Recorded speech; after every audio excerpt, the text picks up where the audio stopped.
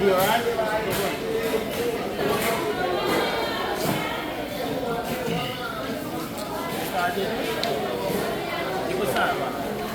We gonna cut it. Just we gonna cut it. Good morning. My name is Jamalix. You have Sardi Oral right here. You have Mr. Kyran. We are pre-service teacher from the Cyril Parker College of Education, and the course that we are doing is civic course, which has to do with fish handling, the procedures that is necessary for dealing with fish. We're looking at hazards.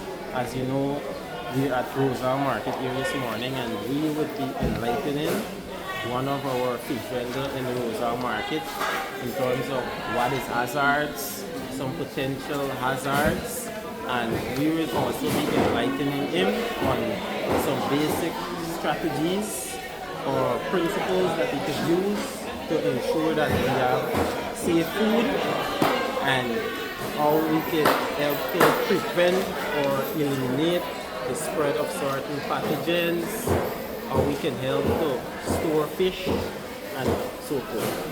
So basically, what I would be doing for us is just giving a basic definition of a hazard. You know what's a hazard? Basically, we have hazards everywhere. Hazards are basically things that can cause illnesses, it can cause death, it can even cause accident in our workplace, not only in the market, but also in workplace in general. You can have physical hazards. These are things like, for example, a wet floor, you can have a board, a sharp object, or in the water that can even harm us. You can even have chemical hazards, which can be chemicals, like for example, you have food in the fridge, even if you have kerosene or gasoline or detergent, so it could contaminate your fish, and it wouldn't be healthy for human consumption. And thirdly, you can have biological hazards. Biological meaning microbes, like for example, when fish spoil, you can get certain bacteria, you can get fungus, and so forth.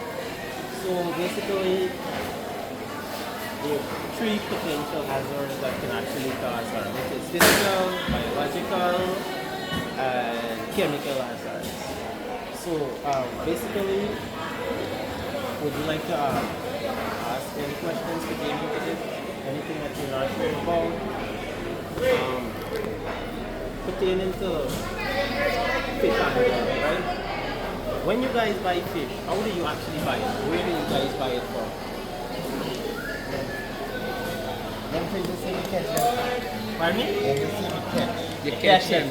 Catch. So, You let me buy. you will normally catch them with a cast. No, not that. So, see. Okay. So when you catch it, you would normally Catch it.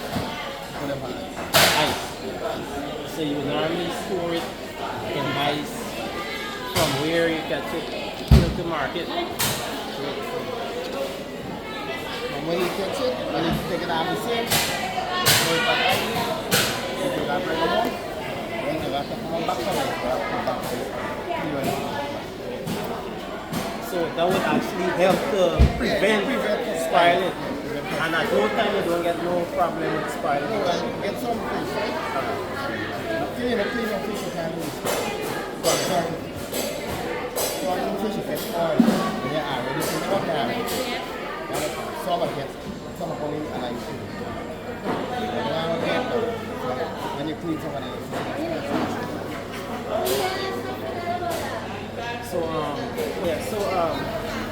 like when you have this fish here, it's not in ice or anything. Out the ice. So this one need to have spoilage already. depends the type. If it take about 1 hour, or 2 o'clock, then it will start more. And when the freezing come out, I used to like the food, come out, then it's like.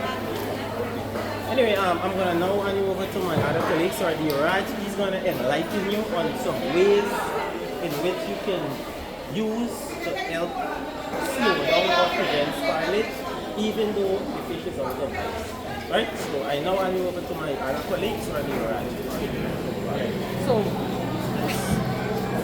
firstly, we store fish on a low shelf, right?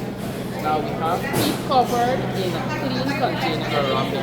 Right? When you're storing your fish, you have to get them in a clean container, right? Because you don't want bacteria to affect these fishes and so. Now do not store too much, allow cold air to circulate. Simply means do not put a lot of ice. Remember you have to get circulation, right? The cold air. Like the importance That is good enough. ice and fish. But When you're ice, basic ice is not the way. right? And then you pack your fish. When you stop sea ice,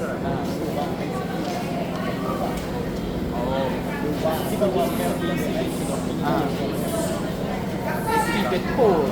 So the fish keep cold all the time until it preserves. Yeah. Now, freezing is 18% or above. Freeze fish as quickly as possible. So let's say you catch a fish, as you know that you go to sea and eat.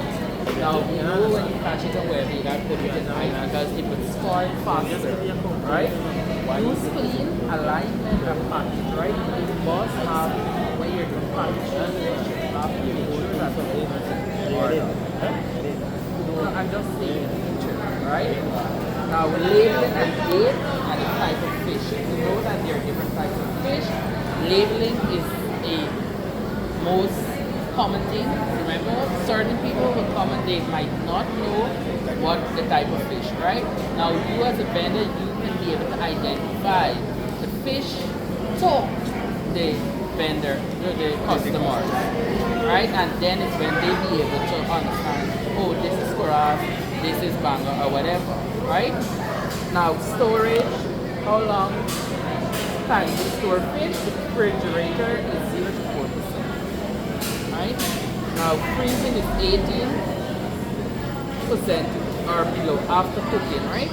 Remember when people buy fish and so they go and they put it in the fridge and remember they don't cook it right away, right? So how long it takes? 1 to 2 days, fresh fish up to 3 months and up to 2 days in the fridge, right? Yeah, just yeah, 1 to 2 days. Yeah, some people keep fish long, but remember when you keep fish long, the taste gone. You got your weight, it's not gonna good, right? So it's preferable that you buy the fish now and you go home and cook it, right? Yeah, there's the most. Or else long it would not, the taste and everything, the smell and everything gone on it, right? Yeah, the change. And now hand you over to Sergio.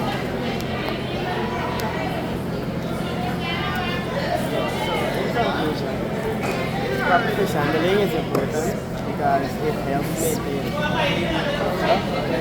Now you hear me? Alright, good. In conclusion, right? Proper fish handling is important because it helps to maintain the fish freshness, quality, and safety of the fish.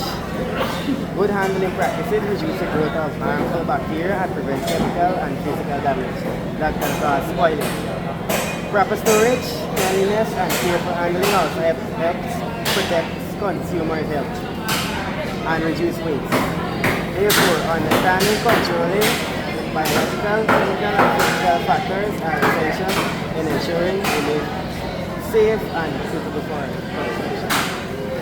Ready. Just to conclude this video, I would like to conclude by saying that in order for us to keep fish fresh and in order to ensure that we have safe and healthy food in not just in the market but in our country or worldwide, there's as a principles we need to use.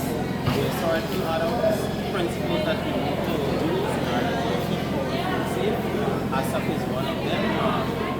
When it comes to hazard and so forth, these are things that we're supposed to be looking out for. In addition to that, also, we need to have proper storage facilities, especially when it comes to food storage, which is like icing the fish and so forth.